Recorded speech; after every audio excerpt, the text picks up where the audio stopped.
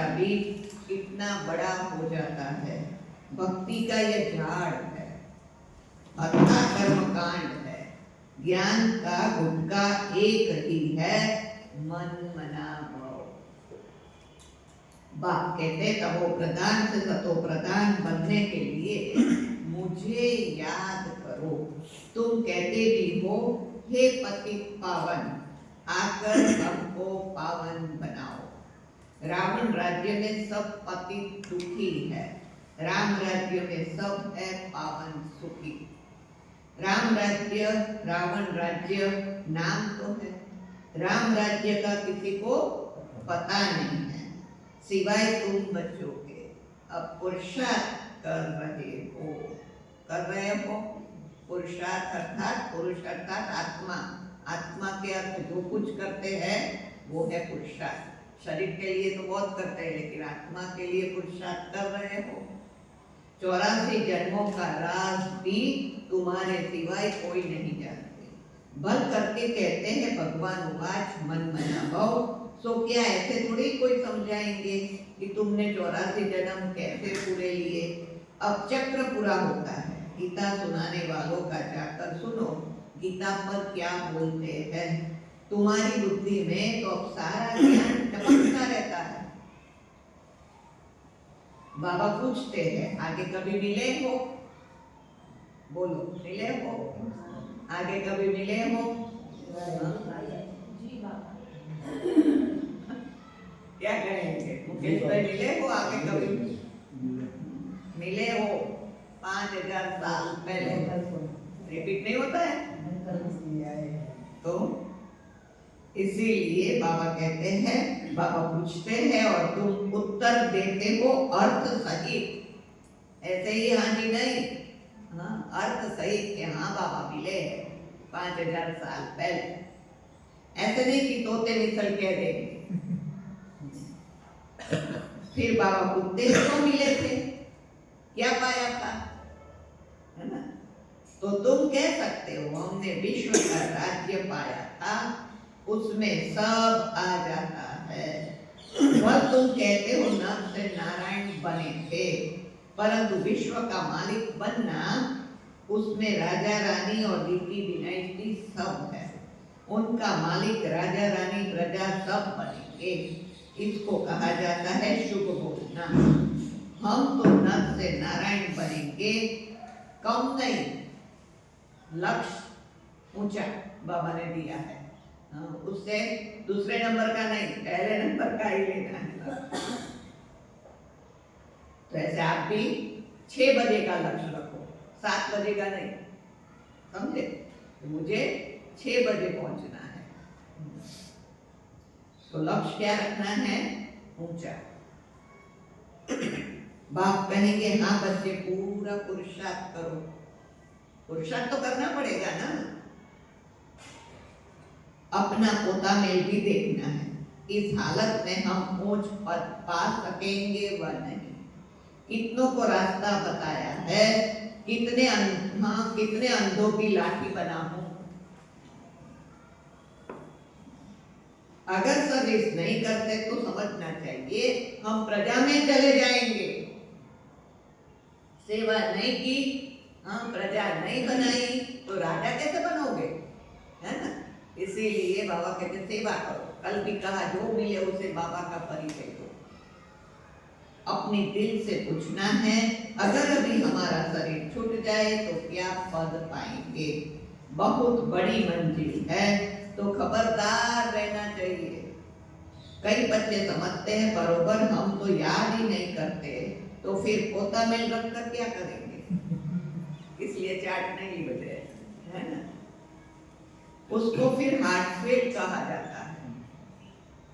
वह पढ़ते भी ऐसा ही है, ध्यान नहीं देते। मियाँ मिट्ठू बन बैठ नहीं जाना है ना? कोई નથી આવતું હું આવું છું એ મિયાँ મિઠ્ઠુ નહીં। हाँ, કેટલો પુરુષાર્થ, કેટલું જ્ઞાન, કેટલી મોટી યાદ રહી, કેટલો ઉપયોગ કર્યો, આ બધું જ જોવાનું। यह भी बाबा कहते वंदन है ना, कलयुग में तो राजा ही है नहीं, सतयुग में फिर इन्हों की राजाई कहाँ से आई? सारा मदार पढ़ाई पर है। ऐसा नहीं कि देवताओं और असुरों की लड़ाई लगी, देवताओं ने जीत कर राज्य पाया। अब असुरों और देवताओं की लड़ाई लग कैसे सकती? न कौरवों और पांडवों की ही लड़ाई है, लड़ाई की बात ही निषेध हो जाती है। पहले तो यह बताओ कि बाप कहते हैं देह के सब संबंध छोड़ अपने को आत्मा समझो। तुम आत्मा अशरीरी आई थी, अब फिर वापिस जाना है। पवित्र आत्माएं ही वापिस जा सकेगी। तमो प्रधान आत्माएं तो जा न सके, आत्मा के पंख टूटे हुए हैं। माया ने पतित बनाया है, तमो प्रधान होने कारण इतना दूर होली अर्थात पवित्र जगह जा नहीं सकते। अभी तुम्हारी आत्मा कहेगी कि हम असुल परम धाम के रहने वाले हैं, वो पवित्र धाम है, वहां जाने के लिए बुद्धि भी पावन चाहिए, और आत्मा भी पावन बनेगी वहां जाने से, बाबा को याद करने से। यहाँ ये 5 तत्वों का पुतला लिया है पाठ बजाने के लिए। मरते हैं तो कहते हैं स्वर्गवासी हुआ कौन? वहां शरीर गया या आत्मा गई? आज बाबा कैसे पक्का कराते हैं, शरीर तो जल गया, बाकी रही आत्मा। वह स्वर्ग में तो जा नहीं सकती। मनुष्य को तो जिसने जो सुनाया वह कहते रहते हैं। भक्ति मार्ग वालों ने भक्ति ही सिखलाई है, ऑक्यूपेशन का किसी को पता नहीं है। शिव की पूजा सबसे ऊंच कहते हैं, ऊंचते ऊंच शिव है, उनको ही याद करो, सिमरन करो। माला भी देते हैं, शिव शिव कहते माला फेरते रहो। बिगर अर्थ माला उठाए शिव शिव कहते रहेंगे। उनके बाबा कहते हैं अनेक प्रकार की शिक्षाएं गुरु लोग देते हैं।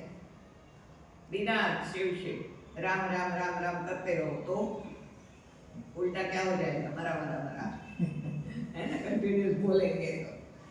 लेकिन राम कौन है, कौन से राम को याद करने में ये कुछ पता नहीं है। सब दशरथ पुत्र राम को ही याद करेंगे, न आत्मा राम को याद करते हैं, न निराकार राम को याद करते हैं। बिगर अर्थ माला उठाए शिव शिव कहते रहेंगे। अनेक प्रकार की शिक्षाएं गुरु लोग देते हैं। यहाँ तो एक ही बात है, बाप खुद कहते हैं मेरे को याद करने से भी कर्म विनाश होंगे। देहधारी देवताओं को याद करने से देवताओं का साक्षात्कार हो जाएगा। तत्वों पर तत्वों के साथ योग लगाएंगे तो तत्वों पर सिद्धि मिल जाएगी। लेकिन आगे क्या कहा है? मैं जो हूँ जैसा हूँ, जो यथार्थ रीति मुझे जान, यथार्थ रूप और यथार्थ विधि से मुझे याद करते हैं, उसे मैं प्राप्त होता हूँ, है ना? ये भगवान वाच है। शिव शिव मुख से कहना नहीं है। आप अपने पिता को या संबंधी को याद करते हो तो नाम लेते हो, माला फेरते हो, नहीं। बाप का नाम बच्चा थोड़ी सिमरन करता है, यह है सब गुप्त। किसी को भी पता नहीं है कि तुम क्या कर रहे हो। जिन्होंने कल्प पहले समझा होगा वही समझेंगे। नए नए बच्चे आते रहते हैं, वृद्धि को पाते रहते हैं। आगे चल ड्रामा क्या दिखलाता है तो साक्षी होकर देखना है। पहले से बाबा साक्षात्कार नहीं कराएंगे कि यह होगा, फिर तो आर्टिफिशियल हो जाए। ये बड़ी समझने की बातें हैं। तुमको समझ मिलती है भक्ति मार्ग में, बेसमझते जानते हो ड्रामा में भक्ति की भी नूंद है। अभी तुम बच्चे समझते हो हम इस पुरानी दुनिया में रहने वाले नहीं है। स्टूडेंट को यह पढ़ाई बुद्धि में रहती है, तो उनको भी मुख्य मुख्य पॉइंट्स बुद्धि में धारण करनी है। नंबर 1 बात अल्प पक्का करो, तब आगे चलो, नहीं तो फालतू पूछते रहेंगे। बच्चियां लिखती है फलाने ने लिख कर दिया है कि गीता का भगवान शिव है। यह तो बिल्कुल ठीक है, भले ऐसे कहते हैं, परंतु बुद्धि में कोई बैठता थोड़ी है। अगर समझ जाए कि बाप आया है तो कहे ऐसे बाप से हम जाकर मिले, पैसा लेवे। एक को भी निश्चय नहीं बैठता, फट से एक की भी चिट्ठी नहीं आती। बाबा वो चिट्ठी कौन लिखता है बोलो? बस 2 ही 3 रोज लिखते हो? रोज लिखते हो कि कभी कभी? रोज लिखना है सोने से पहले। बाबा कुछ नहीं लिखो तो आई एम ओके, और कुछ हुआ है तो, गलती हुई है तो कह दो बाबा। बाबा कहते हैं भर करके लिखते भी है कि नॉलेज बड़ी अच्छी है, परंतु इतनी हिम्मत नहीं होती जो समझे वाह ऐसा बाबा जिससे हम इतना समय दूर रहे, भक्ति मार्ग में धक्के खाए, अब वह बाप विश्व का मालिक बनाने आए हैं। चारों तरफ लगाए फेरे, फिर भी हरदम दूर रहे। अभी जाकर ठिकाना मिला, अभी कहा बाबा हमें ठाकुर बनाते तो भाग आए, आगे चल निकलेंगे। अगर बाप को पहचाना है, पूछते उन भगवान है तो उनका बनो ना। अगर निश्चय है कि यही मेरा पिता है तो फिर उनका बन के रहो, उनकी श्रीमत पर चलो।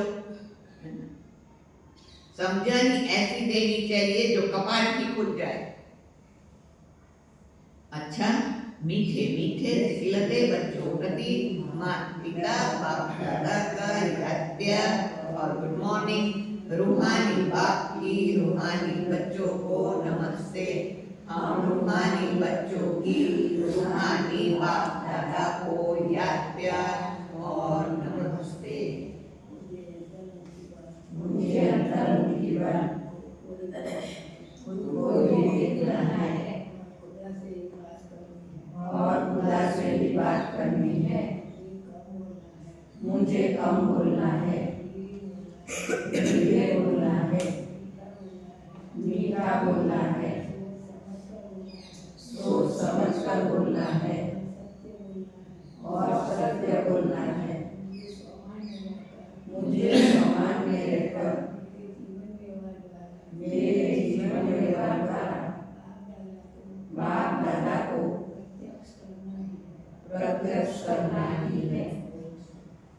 अच्छा, धारणा के लिए मुख्य सार है। पहली बात, धंधा आदि करते आत्मा को पावन बनाने के लिए समय निकाल, याद की मेहनत करनी है। समय मिलने वाला नहीं है, निकालना पड़ेगा, बचाना पड़ेगा। व्यर्थ जो जाता है वो सफल करो।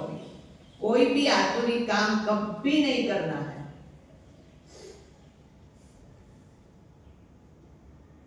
दूसरी बात, अपना और दूसरों का कल्याण करना है। पढ़ाई पढ़ना और पढ़ाना है। मियां मिट्ठू नहीं बनना है।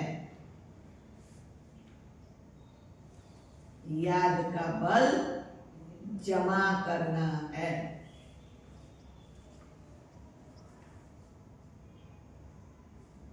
वरदान, नाम और मान के त्याग द्वारा, नाम और मान के त्याग द्वारा सर्व का प्यार प्राप्त करने वाले, सर्व का प्यार प्राप्त करने वाले विश्व के भाग्य विधाता भव।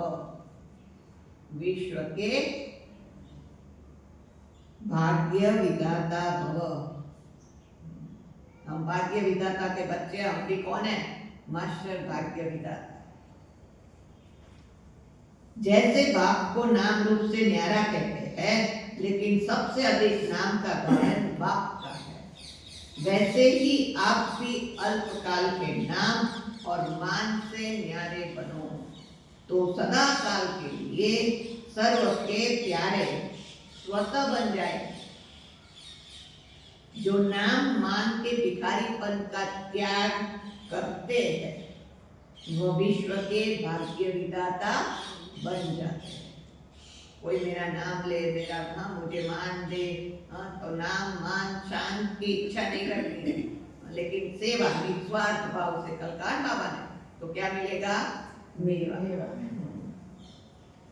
कर्म का फल तो स्वतः आपके सामने संपन्न स्वरूप में आएगा। इसलिए अल्पकाल की इच्छा मात्र अविद्या बनो, कच्चा फल नहीं खाओ, उसका त्याग करो तो भाग्य आपके पीछे आएगा। तो ना कच्चा खा लेंगे तो कोई फायदा नहीं, हाँ जमा नहीं होगा, है ना। स्लोगन, परमात्म बाप के बच्चे हो तो बुद्धि रूपी पांव सदा तख्त नशीन हो।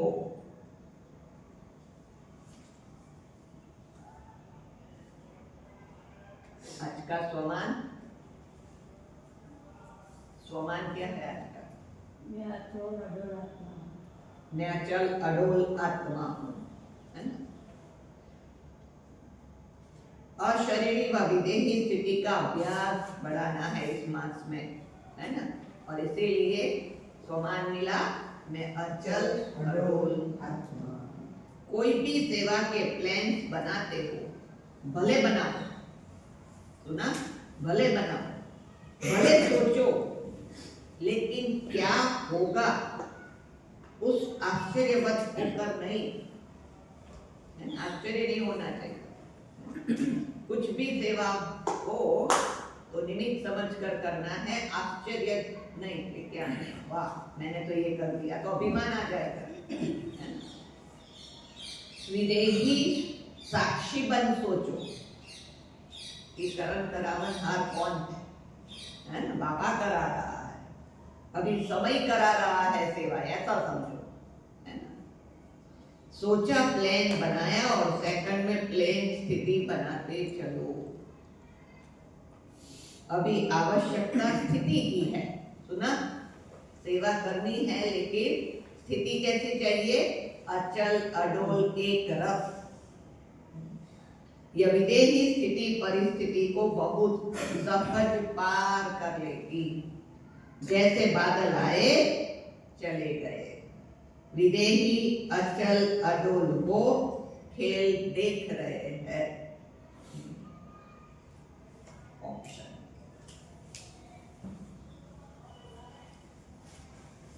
देहभान में है तो सब कुछ आएगा, छोटा मोटा विकार भी आएगा, हाँ तो क्या होगी, स्थिति ऊपर नीचे होगी।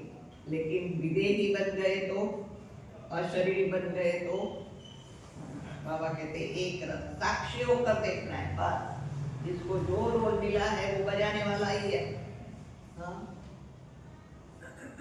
आज विशेष एक तो हमारे बीच मुकेश भाई भी आए हैं, वो अभी कोर्स पूरा किया, पहला दिन, है ना, और दूसरे दिन सेवा में लग गया, है ना। वो पत्रकार है इलेक्ट्रॉनिक, तो उसको बस यही होता है कि मैं बाबा का संदेश सबको सुनाऊं, तो आज लेके आ गया है। पर उसके लिए भी सब ताली बजाओ के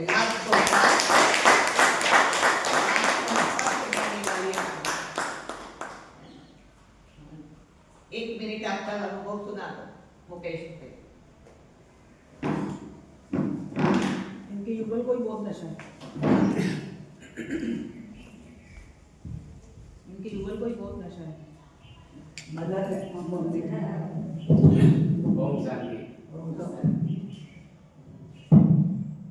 અત્યાર સુધી મેં દરેક મંથમાં સ્વામિનારાયણ છે કે પછી કોઈ પણ સ્વાધ્યાય પરિવાર હોય કે ગમે તે બધી જ જગ્યાએ ભટક્યો છું।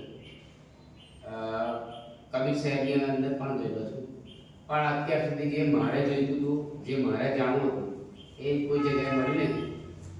અને મારી બેન નવસારી રહે છે તે ઓમ શાંતિમાં જોડાયા, મારા કોઈ પણ જોડાયા છે. મારી બેન મને ઘણી વખત કે તું ઓમ શાંતિમાં આવશે. હું તો બધું મને નહીં ફાવે, હું આવતો હતો હું તો એ મને નહીં ફાવે. કારણ કે મારા મુદ્દો આની અંદર ફરવાનું, તમારી અંદર મારાથી તમારા જે નિયમો હોય માથી પડાય ના પડે મારાથી નહીં આવે. પણ એક વખત એવો પ્રસંગ બન્યો કે મારી બેન આવી મારી ખબર લેવાની માટે. પછી રાત્રે બાપાની બધી વાતો કરી, ઓટોમેટિક કે મારી અંદર એની વાતો સાંભળી મારું મગજ શાંત થઈ ગયું. શાંત થઈ ગયું એટલે પછી મને કે આગળ આપણે એક કેન્દ્ર છે ઓમ શાંતિનું, ત્યાં મને લઈ જાય. સારું, પછી મને કે આપણે ફરવા જઈશું. કઈ વાત કે તે પટાઈને એંગલ લાવી દીદીને બધી વાતો કરી કે આવો પ્રસંગ બન્યો છે, એટલે આનું મગજ એ થઈ ગયું છે. એ દીદીએ મને સમજાયો અને મેડિટેશન કર્યું. ત્યાં મને થોડોક ફરક લાગ્યો એટલે મગજ એકદમ જે નેગેટિવ હતું પોઝિટિવમાં પરિવર્તન થયું. ત્યાર પછી મારી બેને એવું કહ્યું કે 7 દિવસના કોર્સ કરી લે, તને ફાવે તો જજે, ના ફાવે તો ના જતો, કઈ વાંધો નહીં. પછી દીદીએ પહેલા દિવસ સુધી મારે જે જોઈતું હતું એ વસ્તુ મને બતાવી દીધી. હું તો આ કમ્પ્લીટ છે. ત્યાર પછી હું 7 દિવસ હવે ચાલુ થઈ ગયો છું ઓમ શાંતિ. હા, સંકલ્પ બીજો એવો હતો કે મારા ઘરના ને બધા જ મને નોકરી પર એટલું દબાણ આવતા. મેં કીધું કે નોકરી તો હું નહીં જ કરું, કારણ કે હું છૂટો ભાગ છું એટલે મને નોકરી ફાવે નહીં, મને ગુલામી નહીં ખબર. અને મારા જે એજ્યુકેશન તો હું 9 પાસ જ છું, મારી એજ્યુકેશન બહુ જ નથી. તો હવે આપણને કોઈ સારી નોકરી મળે ને, પણ બાબાને અહીંયા આવ્યા પછી મને હમણાં હાલ કંપનીમાં મશીન ઓપરેટર અને 22,000ની નોકરી મને મળી. બાબાને સંકલ્પ કરી ગયો હતો, ત્યાં ગયો તો પહેલા જ એમાં મને લાગી ગઈ નોકરી. હમણાં હું નોકરી ચાલુ છું.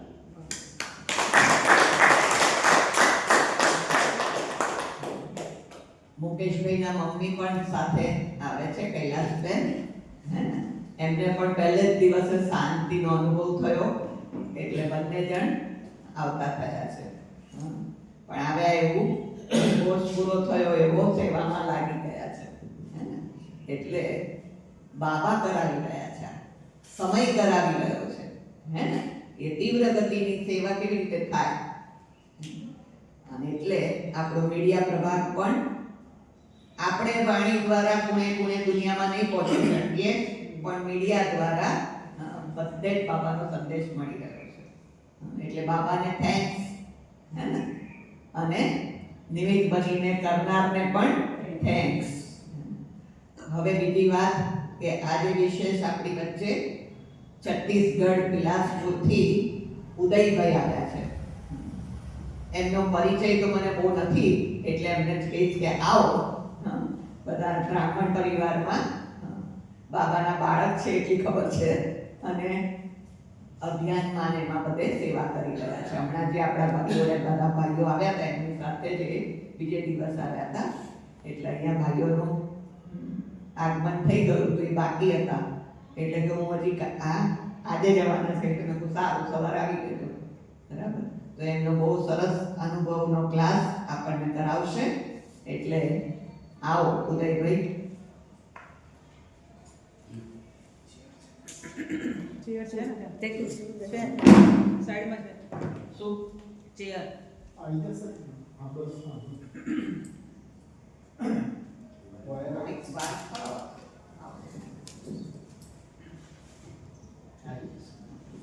ના બોલો.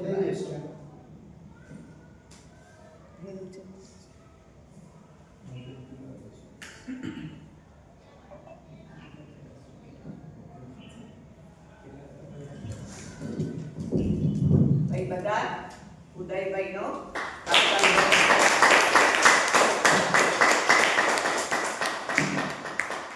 બાબાના ઘરમાં કરજણ પરિવાર તરફથી આપનો દિલથી સ્વાગત છે.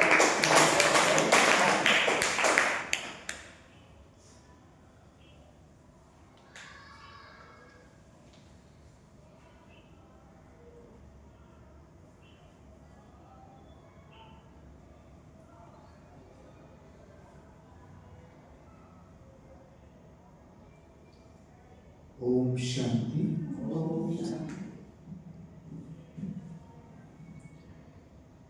બાબાએ આ માસમાં આપણને શું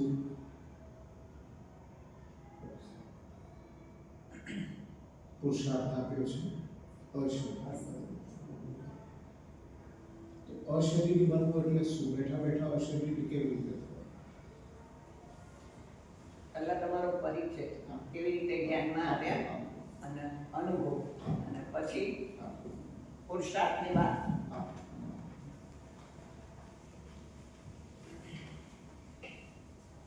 શરીરનું નામ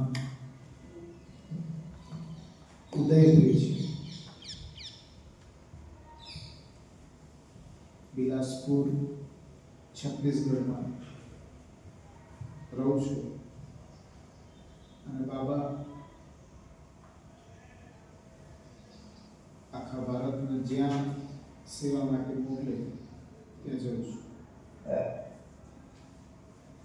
બાબાના ખોળામાં 35 વર્ષ થઈ ગયા. એમાં બાબાએ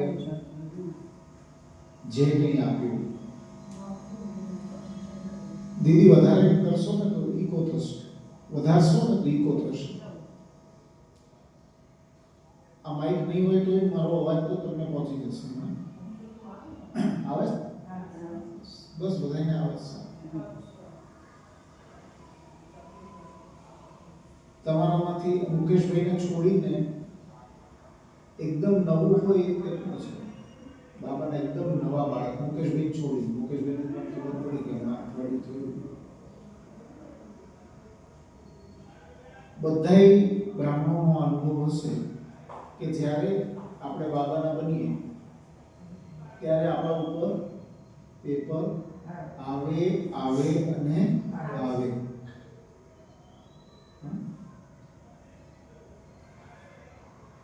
હું જ્યારે બાબા પાસે આવ્યો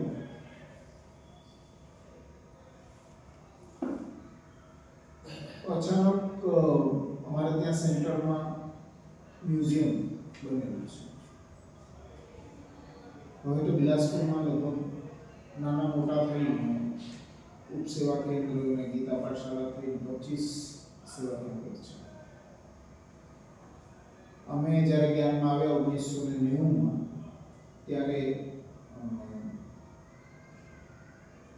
એક જ સેન્ટર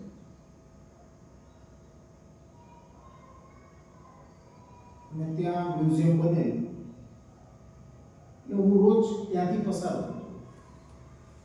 મારે હેન્ડલૂમ કપડાની દુકાન હતી ત્યારે, અત્યારે નથી, તો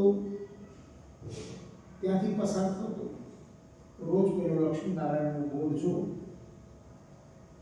પણ કોઈ દાડો અંદર જવાનું, આપણે આપણા રસ્તે જવાનું, રસ્તેથી પાછું આવવાનું. એક દિવસ મારા મિત્ર મારી જોડે હતા, મને કે ચાલો ને અંદર જઈએ, પણ કે મને એકલા જતા ડર લાગે છે. મેં કહ્યું તાર ચાલુ જ જા. ના, મને જતા ડર લાગે છે.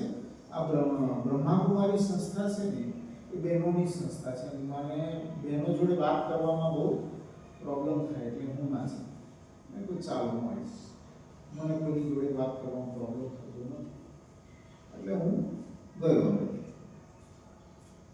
એક ભાઈ હતા અમારા મુકેશભાઈ જેવા, એણે આખું મ્યુઝિયમ દેખાડ્યું. તમે આત્મા છો, શરીરમાં બધું થયું.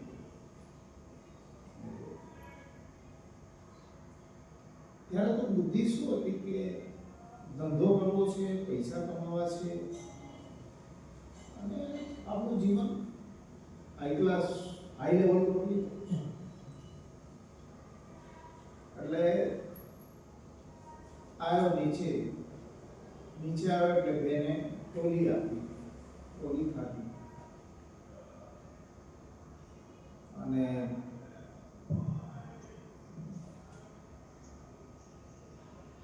પહેલા તમને જૂના જે હશે ને ખ્યાલ હશે, પહેલા તરત ફોર્મ ભરાવો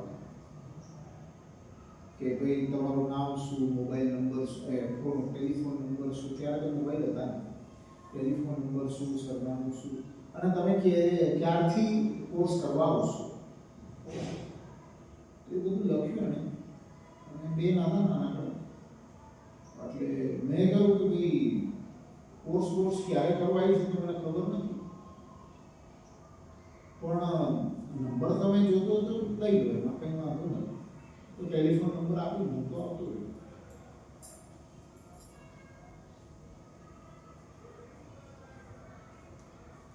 બીજે દિવસથી મને બેનનો રોજ ફોન આવ્યો.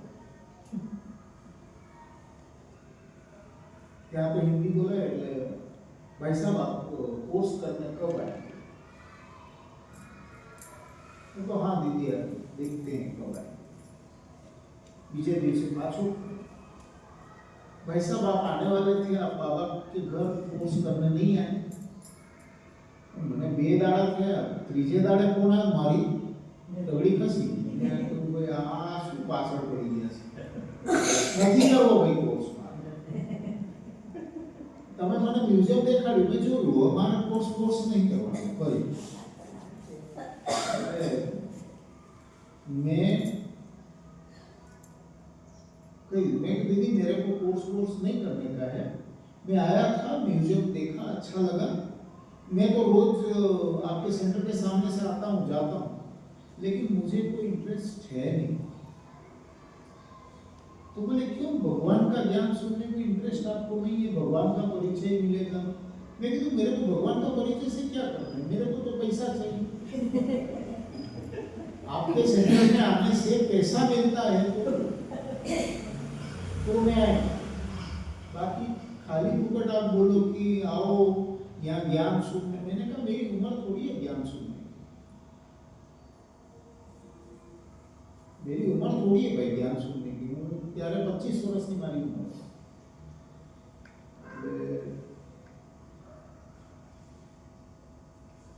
પછી એ વખતે જ્યારે દીદી ફોનથી વાત કરતા હતા ને, ત્યારે તો શું બધા પેલા ચકેડાવાળા ફોન હતા, એટલે તે વાત કરતા હતા એમની જોડે ત્યાંના બહુ જૂના ભાઈ બેઠા, કૈલાશભાઈ. दीदी कहूँ कि आप ये भाई कैसा है, उल्टा सीधा बोलता है, मैं नहीं आएगा. तो बोले कौन है, मैंने नाम वाचू, कौन से? अरे ये तो मेरे बहुत परिचय का भाई है, मैं इसको लेके आया. अरे कौन क्यों? अरे भाई तो हमारी दुकान है. हाँ मैं तो आइए भाई साहब क्या है. नहीं तेरे को पहले सेंटर जाके कोर्स करना. मैं क्यों यार, एक तो वो बहन मेरा मगज खाती है, एक तो माँ के मगज खाती है, मेरे को नहीं करने का भाई कोर्स. मैं 7 दिन कोर्स करने जाऊंगा, कितना पैसा देंगे? कोई पैसा नहीं देंगे तो मैं नहीं जाऊंगा. अरे बुद्धू पैसा नहीं मिलता, वहाँ ज्ञान सुनना होगा. ये मुझे नहीं सुनना ज्ञान, मेरे पास बहुत ज्ञान नहीं सुनना. रामायण भागवत सब मैंने सुना हुआ है, मेरे पास बहुत ज्ञान है. छोटी सी उम्र में मेरे पास बहुत ज्ञान है, लेकिन मुझे अब ज्ञान नहीं सुनना. बहुत पैसा मिलेगा ठीक. પછી બીજે દિવસથી શું કહ્યું, એ આવે બોલું છું મારી દુકાન. नौकर में कैसे दुकान बढ़ा के चाबी लेके सेंटर आ, मैं इनको लेके जा એટલે મને પરાણે લઈ જાય અને 7 દિવસનો કોર્સ બેન એ ભાઈ અહીંયા બેઠા છે, હું અહીંયા બેઠો છું ને આ બેન કોર્સ. પછી 2 દિવસ પછી તો એ પણ મોટા વેપારી હતા. બેને કહ્યું भाई साहब आप अब नहीं आएंगे तो चलेगा, अब तो 2 दिन भाई साहब ने कोर्स कर लिया है. बोले आप ये भाई साहब को जानते हैं? बोले नहीं. बोले मैं जिस दिन नहीं आऊंगा ना ये भाग जाए. कोई नहीं आएगा, इसको कुछ ज्ञान सुनना नहीं है, नहीं आएगा. ये मेरे डर के कारण 7 દિવસ એ ભાઈ અમારી જોડે પાછો કોર્સ કર્યો અને પછી બાબાએ જે કરામત કરી આ તો ચાલુ કરશે. એને જેને પકડવું હોય એને પકડી, જેને પકડવું એને પકડી લે. પછી તમને આવવું હોય તોય સારું, નહીં આવવું હોય તોય સારું. એના પછીથી બાબાએ એવો પકડ્યો કે હજી સુધી તો પકડેલો છે. એટલે આ મારું નાનકડો અનુભવ. બાકી તો બાબાએ ઘણી બધી સેવાઓ કરાવી, ભાતની સેવાઓ કરાવી, અને જે કંઈ બાબા કરાવે છે એ કરીએ છીએ. કોઈ પણ વસ્તુ મને આવડે છે કે નથી આવડતી એ મને ખબર નથી, પણ એ કહે કે ભાઈ અહીંયા જવાનું છે, આ કરવાનું છે, તો જ્ઞાન સરોવરમાં એટલી સેવા કરી, મધુબનમાં સેવા કરી, શાંતિવનમાં સેવા કરી, અને જવું એટલે 1 મહિનો, 2 મહિના, 3 મહિના. ઘરવાળા ફોન કરે તો ફોન કંઈ આપણે ઉપાડવાનો થતો. પછી જેમ કોર્સ થઈ ગયો એટલે મુરલી ચાલુ થઈ. જેમ આજે મારા મુકેશભાઈની મુરલી ચાલુ થઈ, એમ મુરલી ચાલુ થઈ. કેટલા વાગે જવાનું? 7. ઓલું તો આપણે મરજીથી જતા હતા, રાતના 8 વાગ્યાથી 9 વાગ્યા સુધી કોર્સ કરતા, કોઈ ખબર નથી. પણ 7 વાગે ઉઠીને હું જતો રહું તો મારા ભાઈને ભાભી જોડે હું રહેતો બિલાસપુર, અને મારા બા એ બીજા ગામ, અને મારા બાપુજી તો હું નાનો હતો ત્યારે expired. એટલે ભાઈ મને રોજ ના કે આ શું તું સવારના તારે જવું છે. અને બીજા લોકો બહુ ડરાવે, એટલા બધા ડરાવે, અરે તમારું ભાઈ ત્યાં બ્રહ્માકુમારીમાં જાય છે, અરે તમે એને રોકો નહીં, એનો મગજ પડી જશે. મને મારો ભાઈ કે ભાઈ તારે આમાં જવાનું નથી. સમજણ પડી તારે? શું કહ્યું? તારે આમાં જવાનું નથી. શું કહ્યું મેં કહ્યું આજે 6:30 વાગે ગયો, કાલથી 6 વાગે જવાનું. તમને સમજણ પડી? અને તમારે આવવું હોય તો આવજો, અત્યારે સવારે ટાઈમ ના હોય તો સાંજના આવજો, હું તમને સાંજના લઈ જઈશ, પણ હું તો જવાનું.